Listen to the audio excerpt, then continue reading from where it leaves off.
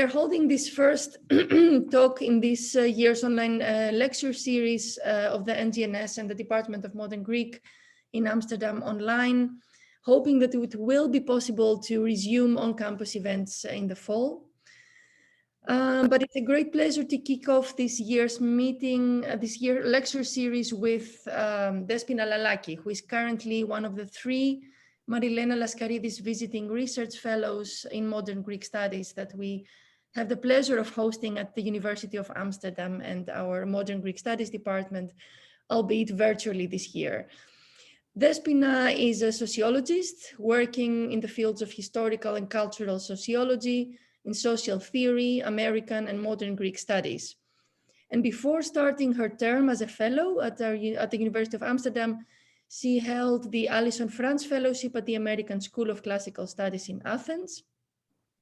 And she has also held teaching and research positions at the City University of New York, at New York University and the New School University, where she also did her PhD.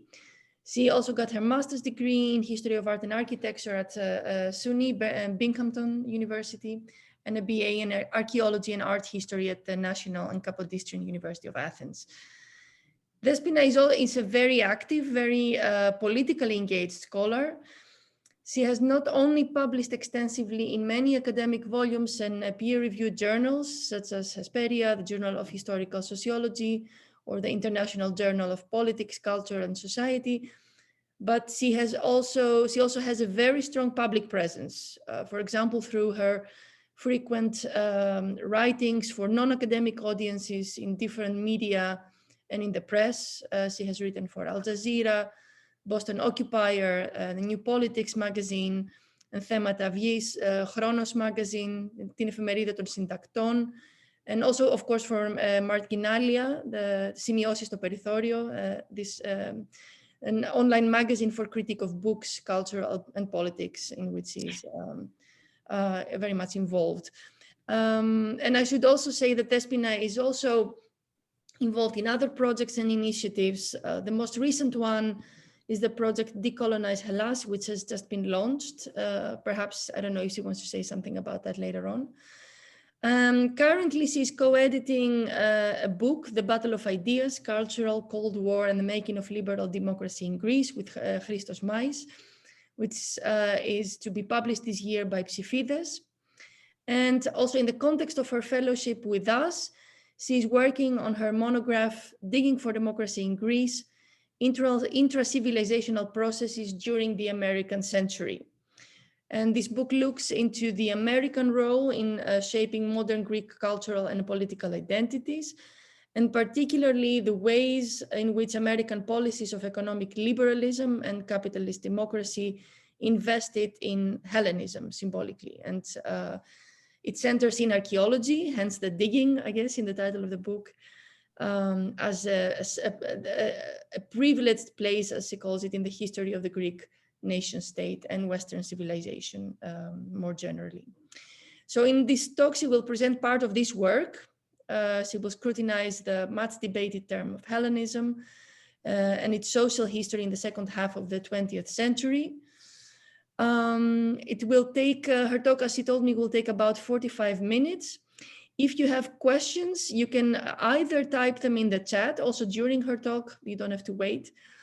Or if you want to ask the question live yourself, you can use the raise hand function, which you can find if you press the reactions button on the lower part of your of Zoom. Or you can also type the word question in the chat, and we will give you the word and ask you to unmute yourself in order to ask your question. Please remember to keep your mic muted throughout the lecture. Otherwise, it can get really disturbing for the speaker, and unmute it only if you want to ask a question after we give you the word. Now, before I give the words to Despina, just very briefly, I want to remind you that we have more lectures coming up in the same series. Next week is the next one on Thursday, April 15. We have a talk by Katerina Kostiu, professor at the Philology Department at Patras, who will talk to us about the newly founded EAT, that's the initial standing for Εργαστήριο Νεοελληνικής Φιλολογίας, Αρχαιακά Τεκμήρια και Τύπος, so the Modern Greek Literary Studies Lab, Archives and the Press, and she will talk about its work so far in research and publications. And yeah, this is the EAT also has the archive of the poet Argyris Hionis, who has a special relation with the Netherlands as he lived here for quite a while. So we will also hear about that archive during her talk. And we have two more talks coming up in May by the other two Laskaridis fellows that are with us this year. On May 7th, we have Nicolas Kakoufa. And on May 28th, we have the talk by Emilia Salvanou. So please check the site of the NGNS for the details of these talks and the Zoom links. We will also be advertising them, of course, through other means on Facebook, etc. So yeah, I hope you will all be there as well. Okay, so Despina, the floor is yours. We very much look forward to your talk. Thank you very much, Maria. Thank you for, of course, the invitation today to share part of my work. And thank you for inviting me to be one of the Laskaridis Fellows this year in Amsterdam. Virtually, of course, but okay, I hope sometime in the future can also visit. So let me see if I can actually share my screen. I have some slides to share with you, so you don't have to look at me throughout the talk. And at the same time,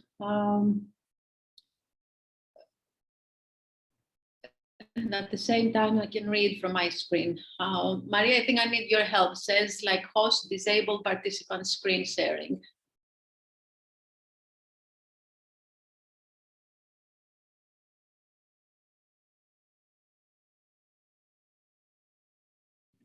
Yeah, you should be able to share your screen now. Okay. Okay.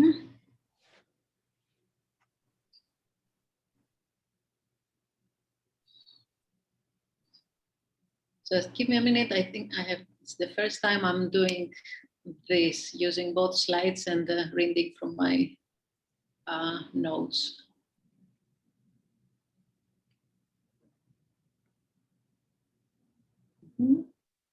Okay. Yes. Yeah, we can see it perfectly. Excellent. Okay. So yes, I will start with Obama's visit in Athens 2016. It's my first slide here. And so I will just provide some brief comments regarding that. So then that was basically back in November of 2016, when the outgoing president, Barack Obama, visited Athens. That was part of a bigger trip in Europe. The main objective of that trip was basically to put European allies at ease, reassuring them about the United States' commitment to the organization and the transatlantic ties. President Obama himself, as far as I know, based on the little research I did, insisted himself that the message would be delivered against the historic backdrop of ancient Greece. Plenty of photographs, videos with the Parthenon in the background, in which he delivered the short message about the democratic heritage of Greece to the world were, of course, widely circulated. And in his remarks, not unexpectedly, he drew from history and stressed the strong connections between his country and his host, emphasizing the political culture shared between Greece and the United States. More specifically, and I read basically the quote you have here on the slide, the ideas of ancient Greece helped inspire America's founding fathers as they reached for democracy. Our revolutionary ideas helped inspire Greeks as they sought their own freedom, and Americans came here to help fight for Greek independence. At the dawn of the Cold War, when President Truman committed to the United States to the defense of Greece, he said, I believe that we must assist free peoples to work out their own destinies in their own way. So now the reference to the American founding fathers and the Greek Revolution, something we we hear a lot about these days since we celebrate the bicentennial, are quite commonplace. President Truman, however, a rather contested figure in modern Greek history for his role in defeating communist resistance following World War II. His statue actually in central Athens has repeatedly vandalized since it was first erected in 1963. And in this couple of pictures, actually, you can see some of the fate the statue has suffered. Being pulled down, it's being defaced. So that was kind of an unexpected reference, as I suggested. So the reason for that, of course, was that Obama referred specifically to the 33rd president of the United States, carried a very special weight, and that because precisely that was the time of the beginnings that the transatlantic identities that Obama's visit was designed to reaffirm and further consolidate can be traced back to the Truman presidency and the famous Truman Doctrine and the Marshall Plan. Now, Obama's visit to Greece in 2016 carried additional weight, I think, as at the time, the Greek government was led by Syriza, the far-left party, as has often been described, that until the year before was feared that it would challenge the existing European political order, even leaving the European Union, contesting in the process the post-World War, second post-World War transatlantic order. Of course, the warm reception of the American president by the leftist Prime Minister Alexis Tsipras constituted another symbolic reassurance that nothing of the kind would happen. Now, symbolic gestures and narratives such as the above matter, and they turn complex events in coherent, meaningful stories we tell ourselves about who we are and where we go.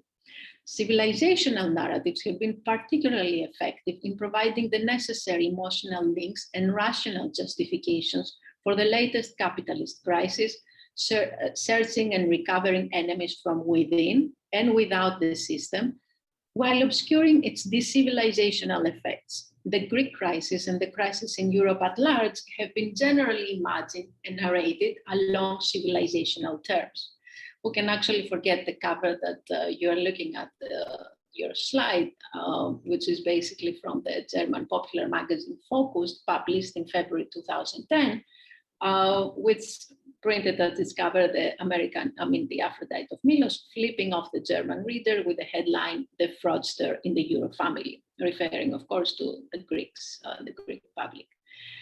Now, more than 15 years ago, Hamid Abbasi had written that the re-emergence of civilizational thinking at the last 2 decades of the 20th century is basically a defense mechanism, a futile attempt to salvage an outdated mutation of capital and culture.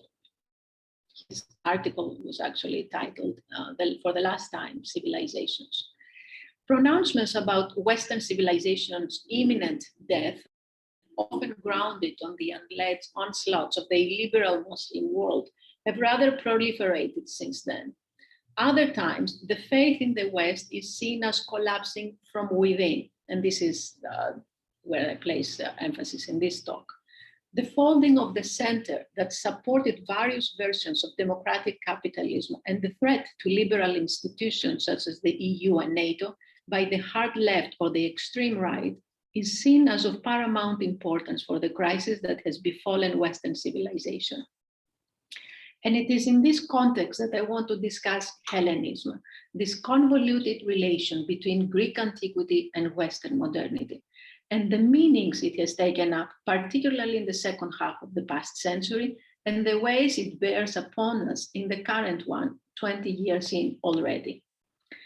I argue that the cradle of Western civilization, or the cradle of democracy, have a strong Cold War imprint, providing legitimacy and moral authority to liberal capitalist democracy, even at the time of its collapse under the impact of the structural crisis of the capitalist world economy.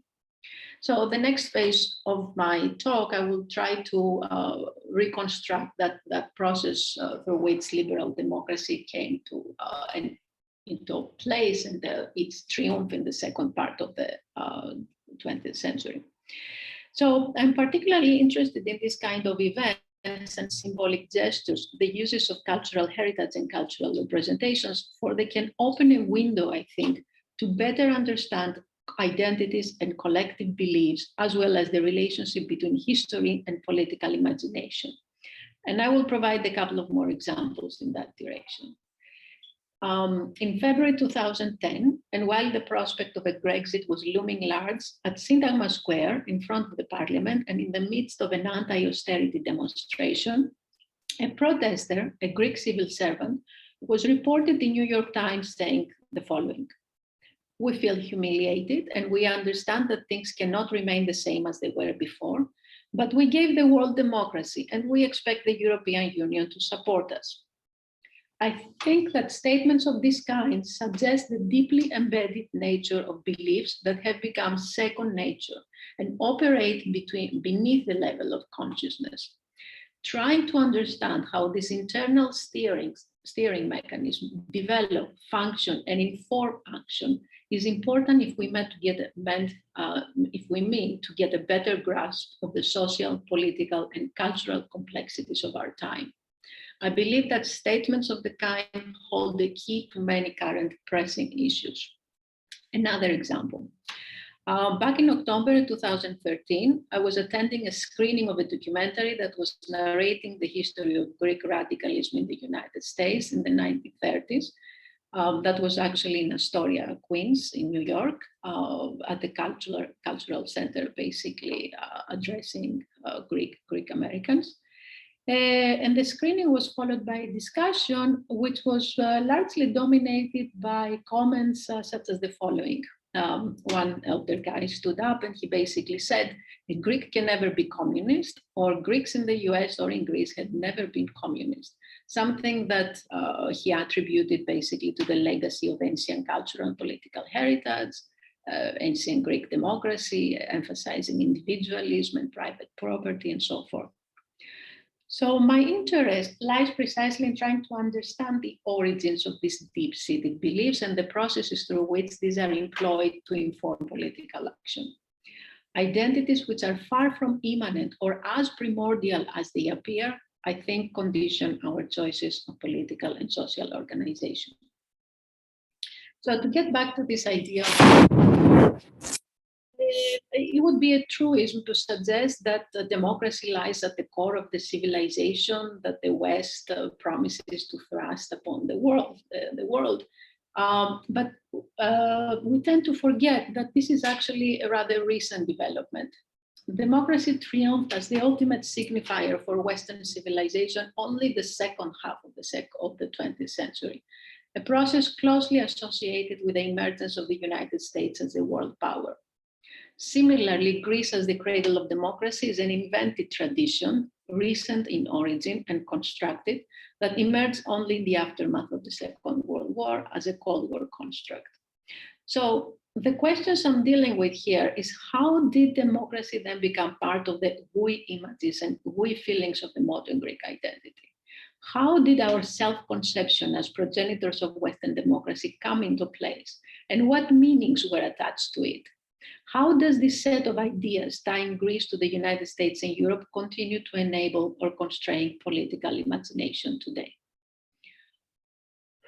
Following the war, the United States was able to establish a new world order, the famous Pax Americana, after the long disorder of 1914-1945, that was essentially based first on the reconstruction of the major industrial powers of the time, friends and previous enemies, on the reconstruction of second, on the agreement with the Soviet Union for spheres of influence and control.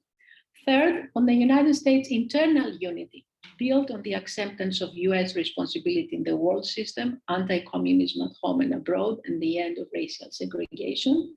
And fourth, on the slow political decolonization and modest economic development of the third world. Liberalism was the ideological foundation of this new world arrangement.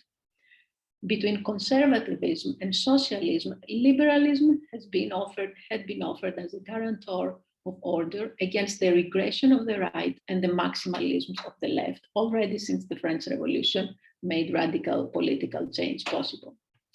However, it was only after the Second World War that liberalism would gain world appeal, effectively taming the working classes in the interest of the capitalist world economy. Universal suffrage and the welfare state, the two main pillars of liberalism that had already been implemented in Europe and the United States since the 19th century as consensus to the working classes. It was liberalism's solution to the dangers that socially posed. Following the First World War, it was Woodrow Wilson who would apply the liberal precepts of self-determination to nation states, transposing the principles of individual freedom to the level of interstate system. Of course, it was the liquidation of Austro-Hungarian, Ottoman, and Russian empires that he had in mind at the time.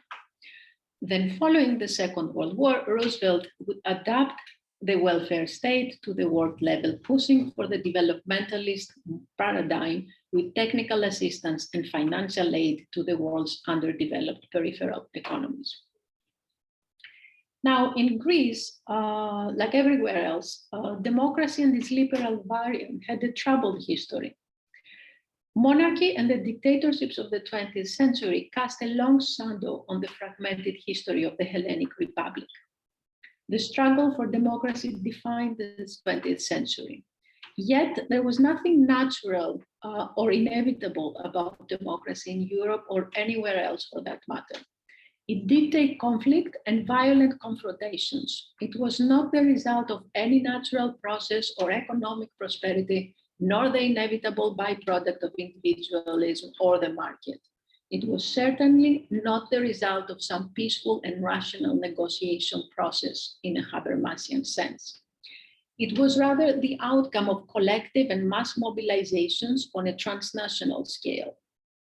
The two world wars triggered large-scale socioeconomic mobilizations that radically changed the social context for the advancement of democratic politics. In Greece, in the midst of the Second World War, there emerged a mass popular movement, what is known as the National Liberation Front, EAM, that could probably be understood as the culmination of a series of social struggles that had taken place throughout the first half of the century. It further developed structures that would provide the blueprints for the articulation of a strong civil society. Nevertheless, there was something inevitable about democracy in Greece. The British military intervention against EAM in favor of the old regime, the subsequent heavy-handed American political and economic interference, and later on, the admittance into the European family, were events directly related to broader socioeconomic and geopolitical configurations, which, however, carried a strong ideological imprint. The cradle of Western civilization and democracy could not be abandoned to communism or the influence of a semi-European culture, referring, of course, here to the Soviet Union. Now, post-Civil War Greece scarcely constituted a model democracy. The term itself, a rather empty signifier at the time, became a rallying cry against communism and the left more broadly. The fall of the junta in 1974 marked the beginning of a new era. The same year, a referendum abolished the monarchy, a source of fiction and political contestation since its establishment, and subsequently, a new constitution declared Greece a presidential parliamentary democracy, ushering in the longest period of political stability the country had lived through. In less than a decade, Greece would become the 10th member of the European Community, and in 20 years, member of the European Monetary Union as well. In the 1980s, and while other European states entered the neoliberal era, Greece, under the leadership of the Pan-Hellenic Socialist Movement, PASOK, would get a strong taste of social democracy with the expansion of the welfare, the creation of national healthcare system, expansion of the public educational system, large salary and pension increases, and so forth. Before mutating into yet another European neoliberal party, PASOK largely encapsulated the hopes but also fears and reservations of this small country toward joining the EU and globalization at large. PASOK's strong anti-Americanism and anti-capitalist rhetoric, however, would quickly fade away. By 1985, it would fully adopt what has been called like capitalist restructuring, meaning austerity, privatizations, flexible labor relations, credit-based private consumption. While self-determination and equality were the basis of the Republican strand in Greek nationalism, democracy from early on, democracy nevertheless was not prominently featuring the state's representational agenda until after the Second World War, with the end of the struggle between the old political establishment and the communist insurgency. The American military and economic intervention in Greece, the site of the first proxy war of the Cold War era, something that the literature largely neglects, left no room for any alternatives. In the process, Hellenism was further employed to shape new ontological and epistemological distinctions between the democratic West and the communist East, normalizing the post-war political and economic status quo and offering legitimacy first to the American hegemonic and later to the European integration project, American hegemony project. Post-war Greece, as the cradle of democracy, had to be secured and propelled into modernity. A state-sustained capitalist system was offered as a bulwark against totalitarianism and a guarantor for democracy and modernization, which basically meant a process of urbanization, industrialization, and modernization, and overarching rationalization. Under the threat of communism, modernization was promoted with great urgency in Greece, emphasizing the need for economic development, which would rely on tourism and the rationalization of the country's cultural heritage management, to use a more contemporary term, while fostering the immutable values and ideas of Hellenism. Now, what exactly that developmentalism meant in the context of Greece, how Greece engaged with global capitalist networks, and of course, what the role of cultural heritage was, is the next part of my talk now. So in the decades that followed the war, liberalism, which basically means a general support for free markets and trade, limited government, democracy, individual rights, including civil and human rights, secularism, gender equality, internationalism, freedom of speech and press, as an endorsement of a capitalist economy, was offered as a public narrative through various collaborative cultural projects between the United States and Greece, normalizing the post-war political and economic status quo and offering, again, as I already said, legitimacy to American hegemony. For the United States, the active engagement with the foundational culture of Western civilization has always been a question of legitimacy, moral, and symbolic authority. After the war, the explosion of the United States into the world scene as the new civilizing force engaged a combat mission against communism, barbarism, and decivilizing properties, while putting forward a new set of values and principles with which modern civilization was meant to be understood and operationalized. Classical Greek antiquity was unleashed as a civilizing and disciplining force, while in the process, the uses of cultural heritage and the meanings attached to it were radically transformed. Modernization was promoted with great urgency in Greece by the Economic Cooperation Administration, an ambitious program emphasizing heavy industry, chemicals and steel, refineries and cement, at least at the earlier stage. Because already in 1949, the program was revised to favor alternative capacities, such as the development and promotion of tourism. For the decades to come, the Greek economy would rely on agriculture and small-scale industry, with the exception of a few large industrial units, and the ever-growing public service sector, which would also sustain and expand patronage and clientelism. Nevertheless, American investment would rapidly propel war-ravaged Greece into modernity, and the signs of it would be prominently put into display. A process of what we could call monumentalization of modernity, especially in the center of the country, but also in the newly designated seaside resort centers, began to rapidly unfold.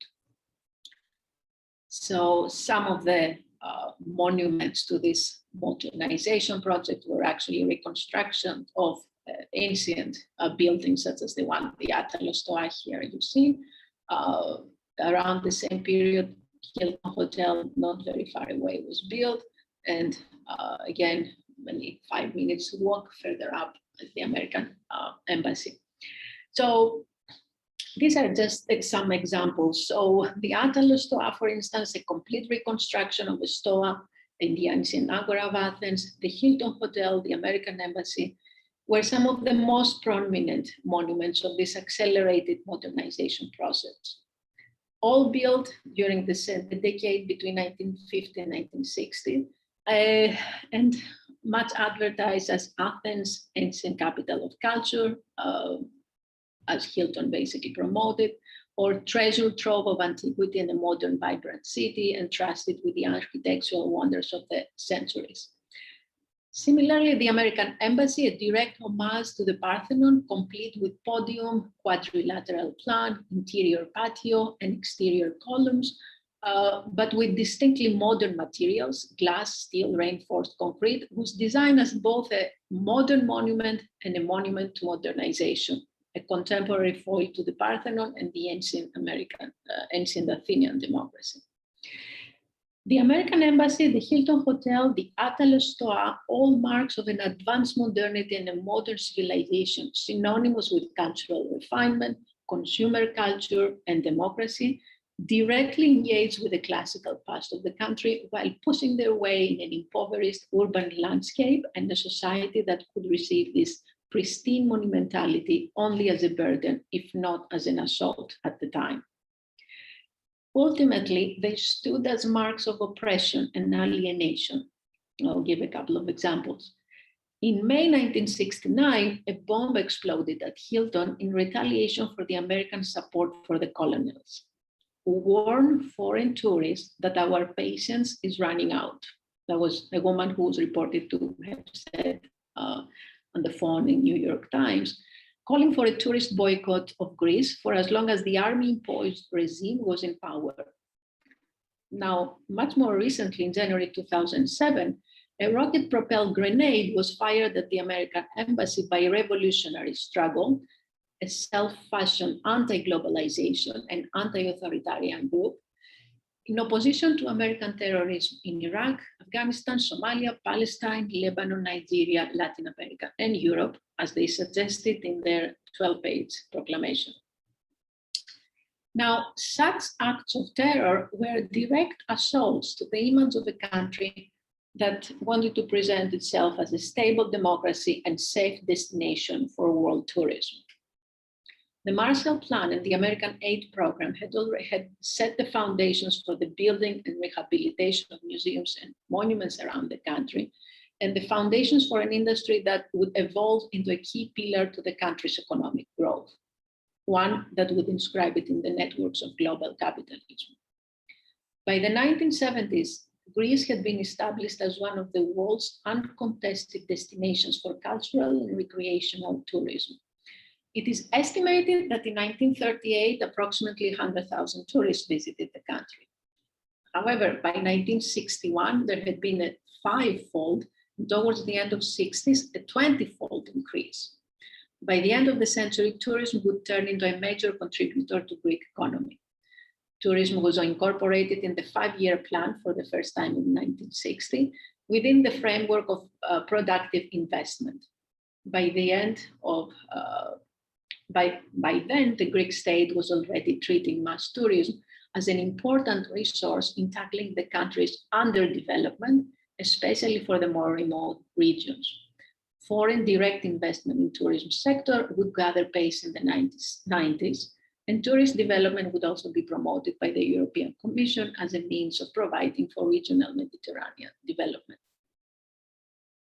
Now, tourism can be defined as a particular species of industry, which more than any form of capitalist industry sells not only commodities, but also worlds of meaning and experiences, marketed so as to create very specific and at the same time highly idealized representations of places, cultures, nature, and people.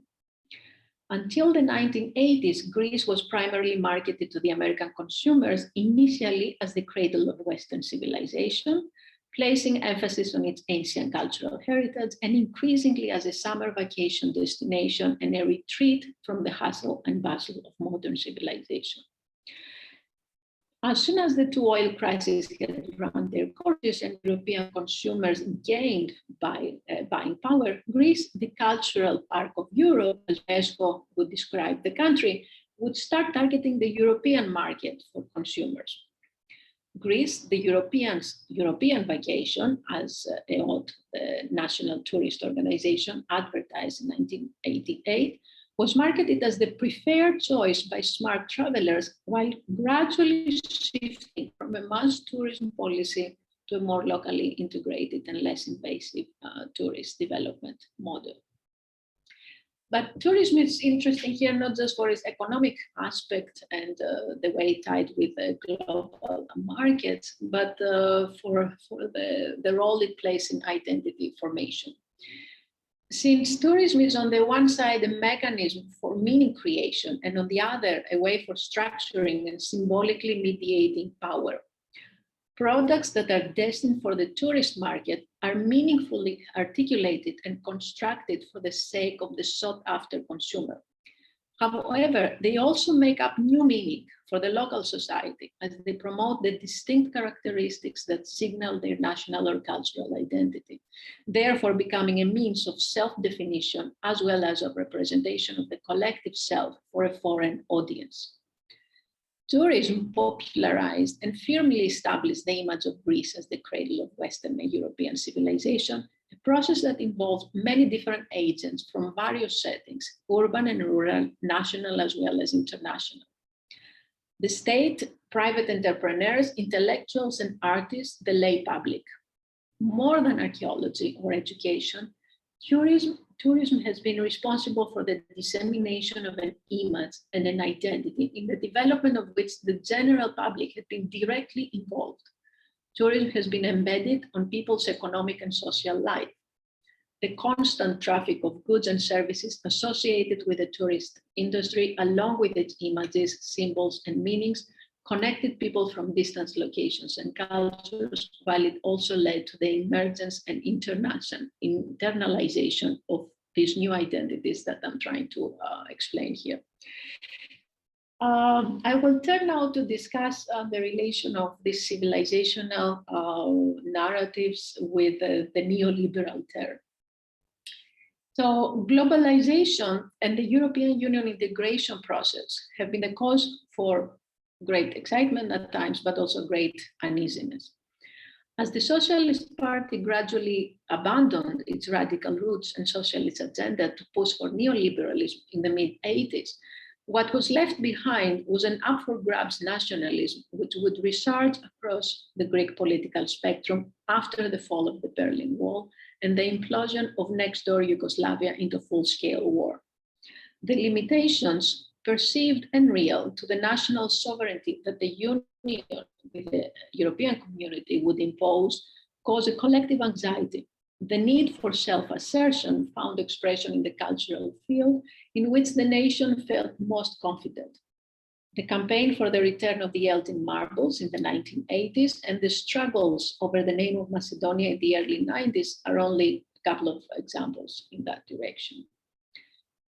The fall of the Berlin Wall did not merely suggest the end of socialism and utopian visions, but the end of liberalism itself.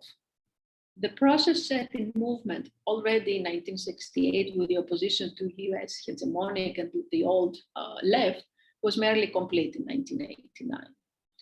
Liberalism as an ideology was very effective with containing unrest and real democratization. Coupled with TINA, however, the slogan, there is no alternative, a slogan that turned into a doctrine which suggests that globalized capitalism, so-called free markets and free trade are the only way for modern societies to develop, that deregulation is good, if not God, liberalism then has mutated into neoliberalism. That is to say, the absolute rule of financial capitalism and complete disregard for democracy and its trappings, civil rights, human rights, democracy at large. Nonetheless, the historic turn, which according to some very creative minds coincided with the 2,500 years since Clisthenes' constitutional reforms that are understood as the foundational reforms for the ancient Greek democracy, and was celebrated with a series of events in Washington, D.C., as well as in Athens. Among the more illustrious one were two exhibitions. The one that was called The Birth of Democracy, an exhibition celebrating the 2,500 years of anniversary of democracy, and the other one, The Greek Miracle, classical sculpture from the dawn of democracy, the 5th century BC. Both couched in a very Cold War language and a very Fukuyama kind of triumphalism. So here you have the one cover of that exhibition catalog. Here is the other one. Now we have entered, I would say, in the post-American and the post-liberal era. Democracy as we know it is effectively suspended. Semi-periphery states like Greece, Portugal, or Spain have been turned into debt-collecting agencies on behalf of global oligarchy or investors. Political parties guarantee that electoral pressures will not disrupt the markets, setting them free from public interference. International institutions such as the European Commission or the European Court of Justice guarantee that the decision centers have been moved from parliaments to non-elected bodies. Any attempts for social change are discredited as either futile, too risky, losing what has been accomplished in the past. At the end of history, it is the extreme center that is emerging as the victor, a victor already much contested, however, by movements all around the world. The extreme center is basically a notion coined by historian Pierre Serna in his seminal work on the French Revolution, and most recently has been popularized by Tariq Ali. Neither left nor right, as Macron most explicitly had cast his candidacy, vows to defend the freedom of the markets as well as of those of the people, to impose an austere diet on the bloated public sector, while also investing in the environment, health, and agricultural sector, as Macron again promised in his most recent campaign. Unrestricted by utopianisms and political ideologies long vilified for their detachment from the realities of the present, or worse, for totalitarian tendencies, the extreme center swears to pragmatism, fiscal liberalization, and public order. Any form of resistance is being delegitimized. A discourse of violence espoused with an aggressive historical revisionism has been further employed to discredit political resistance, defined as potentially violent, fundamental opposition to the existing order. Along the same lines, anti-fascism, for instance, has been equated with fascism. Liberal anti-totalitarianism is prone to portray movements and activism against the rising tide of extremism as violent, non-dialectical, and authoritarian. And these ideas are made possible through institutions and specific practices that is important to identify and to call out. The extreme right is an integral part of what has been identified as a passive revolution, or what we can understand as a counter-revolution, working alongside the state and the neoliberal center. In its neo-fascist version, the extreme right turns against the liberal representative democracy with violence means. In the case of the new post-fascist parties, to use here Enzo Traverso's term, which have left behind the interwar nostalgia in favor of an agenda that focuses on law and order and immigration, the attacks take the form of undermining representative democracy from within. The rise of nationalistic, xenophobic, and in some cases Nazi-nostalgic parties in the mainstream politics of Europe, in Greece included, point precisely to that direction. That will slowly start concluding with another event here from what is called the Athens Democracy Forum. It was in 2019 when Steve Bannon, the former chief strategist to President Donald Trump and what is euphemistically called alt-right leader, aspiring to build the European nationalist movement, was hosted at the Athens Democracy Forum, where he delivered a stinging indictment of global elites, blaming them for bailing out the world financial system at the expense of the working classes. The next year, among the distinguished guests was Juan Guaido, if I pronounce his name right, the leader of the US-backed coup against the president of Venezuela, Nicolas Maduro. Among others, Yuval Noah Harari, Microsoft president Brad Smith, and the CEO and founder of Sync, Kristen Davis, conversed about technology and the future of democracy, a panel that was coordinated by Καθημερινής executive editor Alexis Pappachelas. Harari was also had the conversation in an al fresco setting with a Parthenon in the background, as the Καθημερινή reported, quite fitting for deep thinking about the future of democracy. The Athenian Democracy Forum, first convened by the New York Times in 2013 and now run by the nonprofit organization called Democracy and Culture Foundation, has held a series of conferences housed in venues such as the Acropolis Museum and the Attalos Stoan you saw earlier, and offers, I believe, an insight, if not a kind of a visualization of these new configurations of power and ideological terms that I described above. International nonprofit organizations, corporations, and elected and non-elected highly paid officials offering their expertise in matters of public policy and world governance pose a civil society ready to tackle head-on some of the greatest challenges of our times, always in a pragmatic, free from any ideological bearings manner with the help of technology. The classical background in the process does not merely provide legitimacy again to this new mutation of liberalism, but the charter myth of Hellenism itself is embedded with new meanings. One can look at the direction of the most recent policies of the government related to the country's cultural heritage. The privatization of the cultural sphere is offered as an answer to the state's common economic limitations, but also as a remedy to the state's alleged asphyxiating control and as a mobilizing force for civil society building and democratization. The private sector, misrecognized as civil society, is offered as a medicine to the state's corrupting powers. Couched on ideological constructs and historical fabrications about the moral and cultural superiority of the West civilization, coupled with a language of emergency, crisis, and catastrophe, Hellenism poses as a buffer against leftist radicalism and this degenerate aesthetic and the illiberal, immoral, and democratic, and you name it, Islamic influence. The capitalist crisis is spelled out in civilizational terms, and Hellenism is called to play its role again. Long divorced from the Enlightenment's humanistic values, civilization and the social contract are by now measured by stock market indicators and the wealth index of corporations.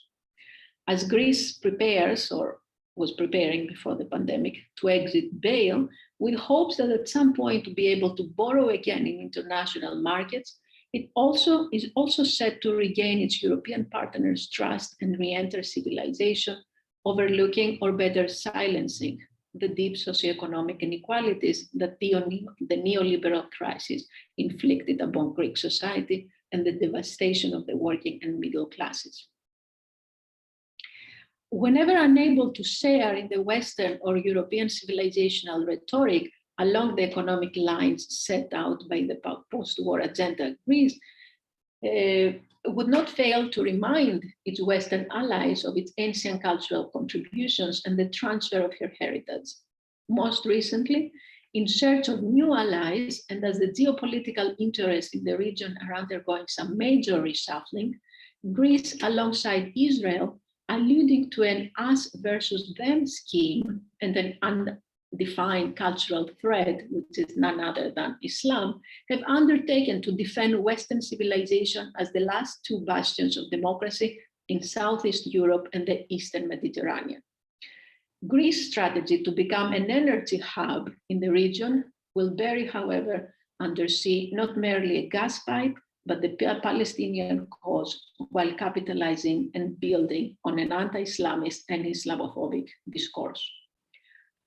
To this day, the cradle of democracy, an expression of instrumental rationality, cultural commodification, and liberal democracy, a Cold War construct which carries the imprints of American modernization theory and European hegemonic hierarchies, I argue that condition our cultural dispositions and political imagination. The social and political significations invested in Hellenism have developed into internalized structures of domination, coherent identities which combine with these social hierarchies, they perpetuate durable inequality, to remember here Charles Tilly, basically.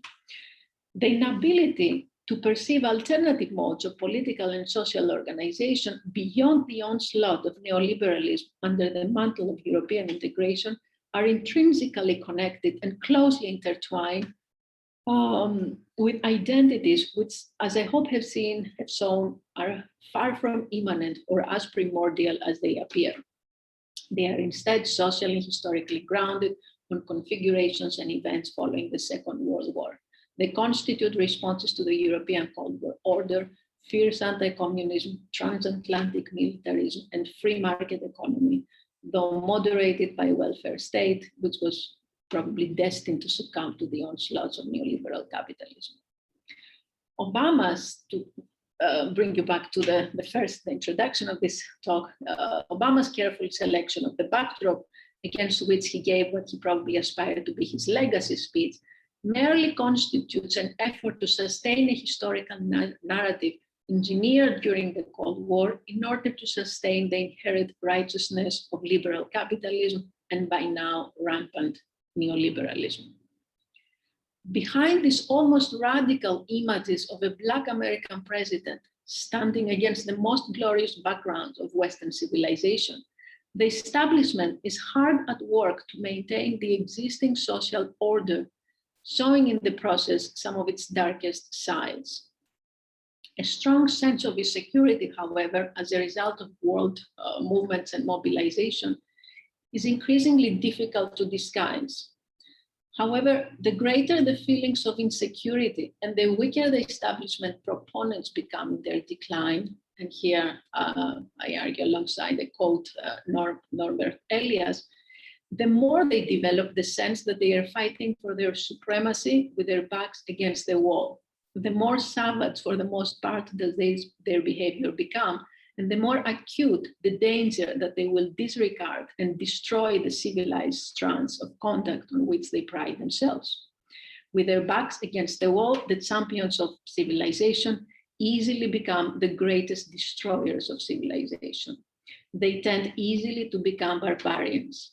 And this appear, I think, to be our task, the greatest challenge in this new century, once again, to avoid barbarism.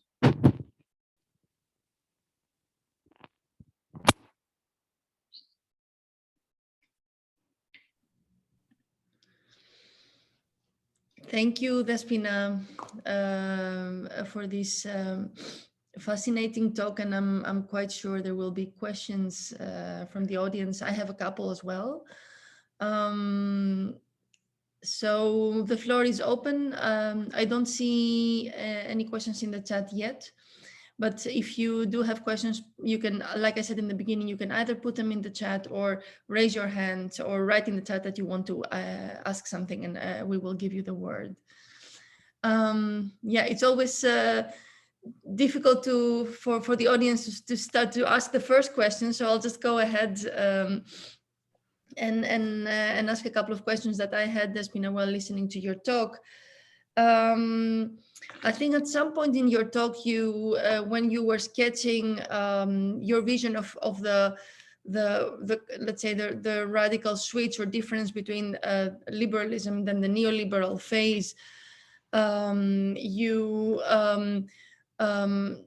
talked about how this new phase, the neoliberal phase, has also radically changed the meanings of Hellenism, or the function of Hellenism in this new global constellation. Could you maybe elaborate a little bit more on how exactly are we talking, because it felt also like a continuation of the old meanings, slightly updated. Are we talking, is there a radical break in the function and meanings of Hellenism in this new landscape, or is it simply a continuation with a few added meanings there? I don't know if I'm making sense, but right, yeah. First of all, I think we're still like in what I'm just describing here is very much in process. It is starting maybe with the crisis, the economic crisis of 2008, which was I think easily can be identified as a turning point.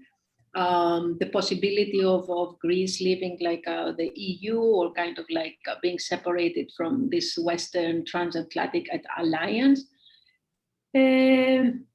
Later on, so I will identify like a couple of what I think are turning points, like the mass migration refugee movement, in which basically Greece is presented as sort of like a buffer against like this onslaught of Islamic Muslim populations, uncivilized, illiberal, as I said, against democracy.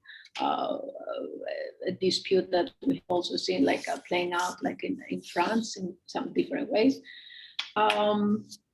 The alliance, which I mentioned like at the later part of my talk with Israel, and presenting again Hellenism and Hebraism as the two pillars of again Western civilization, and again as buffers to the Muslim and the undemocratic southeastern world.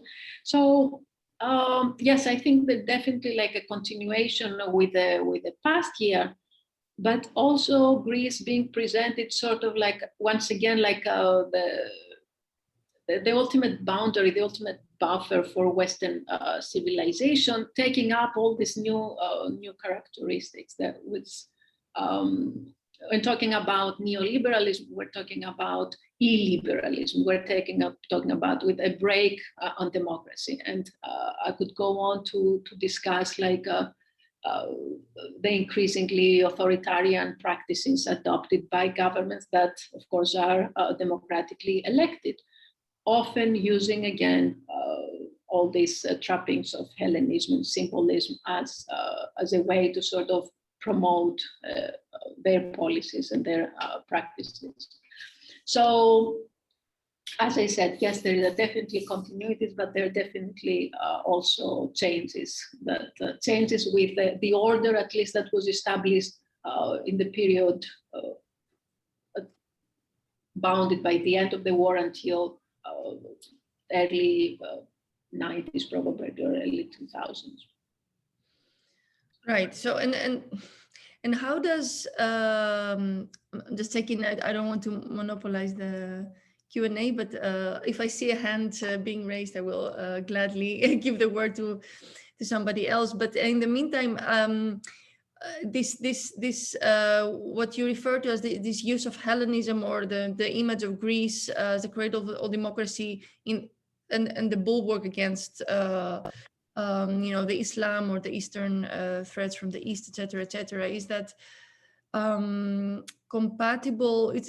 How does this become fully compatible with the well-known use of the rift, the gap between, let's say, ancient Greece and its and the modern Greek state in ruins, that was very much instrumentalized in the European press and the media during the Greek financial crisis, right? So I'm talking about the well-known images of contrast between ancient Greeks, the ancient Greek glory, and the the state in which modern Greece is in, and of course also the uses of antiquity to make that point. I mean, you showed also. Yes, it was interesting that period. We saw kind of like a resurface of narratives and discourses that concern that first came into place, let's say, 19th century, when European travelers first encounter modern Greece, and they are of course very disappointed. And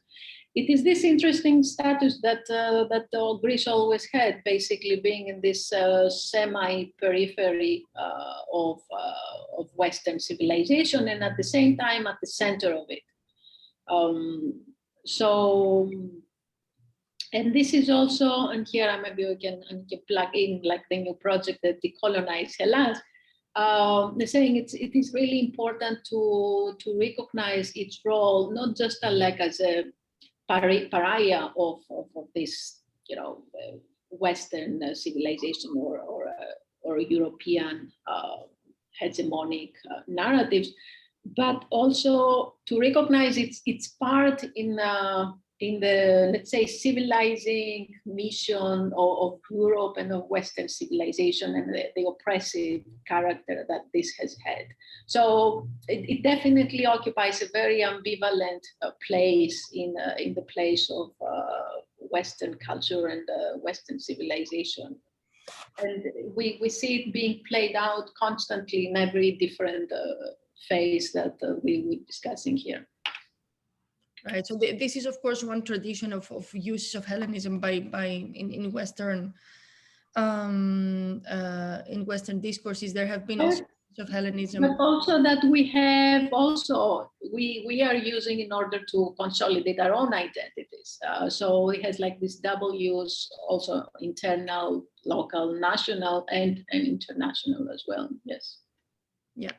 Now I'm also thinking of the counter, or not counter examples really, but also uses of Hellenism, other versions of Hellenism then even by anti-colonial struggles, or by adaptations of Greek tragedies as part of revolutionary struggles in many places in the world, in Latin America, in Africa, etc. So there are interesting to see that there are many different Hellenisms at work and put to use for very different purposes and ideological experience. Absolutely, there's been a struggle over it. I mean, many of the I wanted to bring in this in the talk, but it was getting a little too long after that. The defacement, let's say, of various like status we've seen, like in the midst of various mobilization, is precisely sort of like a struggle over ownership of the message of that. It's like an effort to appropriate Hellenism basically by social movements themselves. Which of course has been, vilified as radical and like destructive. And I see that Nicolas has a question. Go ahead, Nicola. Indeed. Yes, Despina. Yes, Maria. I wish we were having this discussion in Amsterdam right now, but we're all having it from our little caves. So thank you for the talk, Despina. I have to admit, I do not always follow the difference in terms of liberalism, neoliberalism, globalism, and all the isms. But what I find fascinating in this sort of the part that I could understand more, I think, is the type of the materiality of Hellenism, right? So I'm thinking of the ways in which the US has a relationship with Greece, even from Jefferson and Corais. I mean, the exchange about the ideals and how that relationship shifts based on the access they have to Greece, right? From the letters and Jefferson and Corais, we move to the creation of the American history, which happens through books and through the written text, and how that is being used to create disciplines in the United States and different ideas of that. And then digging for democracy, how different projects and different materialities, aspects of that move as we go into tourism, right? Which is another of the plans, and this restoring democracy aspect. Do you think that the different access they have to Greece at any given point is the reason why that changes with their relationship? What happens in the historical aspect of the Americans' access to what Greece is through correspondence with them, the revolution that coincides, the Greek Revolution that coincides with years after the American Revolution, and then how that creates a discipline and how that discipline becomes a restoration of democracy. In the first case with Truman, 47, where he said Greece needs help to do that, and how that shifts, and the help they gave and did not give to junta. If you can talk about this relationship a bit more, especially in regards to the way in which they have access to Hellenism, not their imagination, but the access to the actual sort of material aspects, archaeology, books, reading, etc., if that makes any sense. Well, obviously, going from, I don't know, late 19th century up to now, the access that the general public has as Hellenism or Greece itself as a country, as a culture, as a society, but is very much popularized. As I said in the talk, and we all know, like American tourism is really widespread. Is one way that this meeting, I guess, like takes place, not to mention all the different forms of communication today. So now, whether that has changed like public opinion about Greece or understanding of what of that relationship between US and Greece is your question? Well, every president, because there are different levels of engagement, of course, like as Maria mentioned before, like social movements, let's say the anti-junta struggle, in which like many popular like Greek figures like took center stage in the United States, or engagements on government level, or on so many different levels. How does this affect the general discourse about Hellenism? What is exactly that? You started with Obama and ended with Obama, and you said that he wanted the Parthenon to be the backdrop of his legacy talk, right? Right. And we see that happening, especially after the 60s, when the Greek Revolution is officially sort of part of celebrations and the way they have different access to Greece and what Greece represents to them. And there seems to me to be an evolution in that relationship, in the sense of the ancient and what the ancient could give in terms of the birthplace of democracy, this idea of democracy and the values in the text, and Thucydides and Pericles' sort of text and their ancient Greek sort of attention, and then the shift to Greece as a place of exploration for financial purposes. So there is this, if we try to understand policy-wise, or how country or how leaders understand this, there seems to be a change in when to use Athens as a way of, as a birthplace of democracy. Biden did it again when he said, we're allies, we're going to make the best relationship possible. And then what you talk about as changing Greece as a place of tourism, right? Where does that change? Not necessarily in the public opinion, because public opinion starts from myths, right? And how they were raised. But in terms of policy changes or understandings in the US about this, because I know you've also done research in archives, right? Trying to see that sort of changes, those sort of changes. Yes, what I'm trying to follow here, and I hope also I have shown with the last example of that, like Athens Democracy Forum, is that these symbols are constantly used and like are asked to, in order to give legitimacy to new social and political like configurations or ideologies. And then I'll come back to the difference of liberalism and neoliberalism. So, and in the process, the symbols themselves take new properties and new meanings. So this is what I've been trying to follow here, like this change of meaning, and not just change of uses, but also in the process, the change of meaning the symbol itself takes. So I hope that is clear. And in order to make it even more clear, let's point out like the differences, let's say, between liberalism and neoliberalism, right?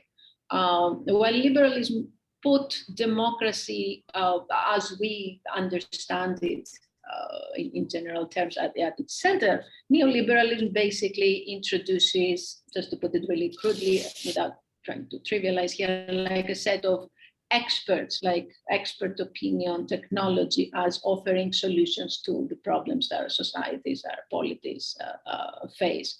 In economic terms, also, like state protectionism or the welfare state is something that we don't need, because more emphasis has to be placed on individual responsibility, individual agency, and so forth.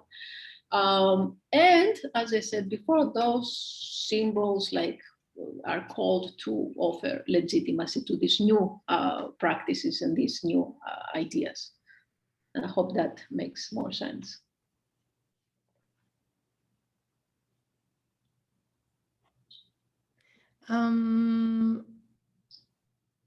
Okay, there's no follow-up, I see. So I actually had another question, Despina, if you will allow me, and I know we have to round up in a few minutes. You laid out the civilizational rhetoric or civilizational paradigm that is very much central to the, also including the uses of Hellenism in Western liberalism and neoliberalism. But you ended, and you also ended actually by quoting Norbert Elias and sort of reversing the rhetoric to point to the need to fight the barbarism, of the system, of that system itself, right? So my question would be: is there a good and a bad use of the civilizational rhetoric? Because you seem to also, adopt it in the end in order to make the reverse point and kind of reverse the terms of that rhetoric, or is it a rhetoric that is inherently problematic in your view? Well, decolonize Hellas comes into place again, which is a project with which precisely we put this idea forward. Whether we have to do away entirely, as Hamid Dabasi said in his article, basically enough with civilization, because precisely represents like this hierarchy, cultural hierarchies built into the world system. Or we are called to basically reinvent it and reappropriate it. And this is, I think, the challenge in place here. Reappropriate civilization, reappropriate these narratives, and this is what many of the social movements we've seen the past few years around the world are trying to do. I think the Black Lives Matter movement, which has been internationalized, the way they literally attack all those monuments and which are representative precisely of these narratives and discourse of civilization, are trying to do precisely that. And I think we have, we as scholars, we as world citizens, this is the challenge that we have to take up, to reappropriate civilization, or what we understand as civilized behavior or cultures. So without discarding the terms, basically, if I understand you correctly. The terms can change use and meaning all the time. I mean, this is what we are trying to do here, to study actually these processes of change, and I think we are in the midst of change and efforts to reappropriate them. Yeah. Well, thank you. Is there anyone else who would like to ask a question? It's your last chance before we round up. I don't see anyone, so yeah, we can end the discussion here with a big thanks to Despina for sharing part of her research with us, and thank you all for being here. I hope to see more of you or all of you here next week as well for the next talk in the series on Thursday, not on Friday this time, with Katerina Kostiu. So yeah, just visit the website to see when and where. Yeah, and have a wonderful weekend, everyone. Thank you for being here. And thanks. Thank you very much. Thank Normally you. we would have a reception now or have a drink and something to eat and celebrate, but we'll just keep that for when you actually come to Amsterdam to visit us for real. In the not so far future, hopefully. I'll take the invitation. Looking forward. Yes. Very nice. Thank you all for attending.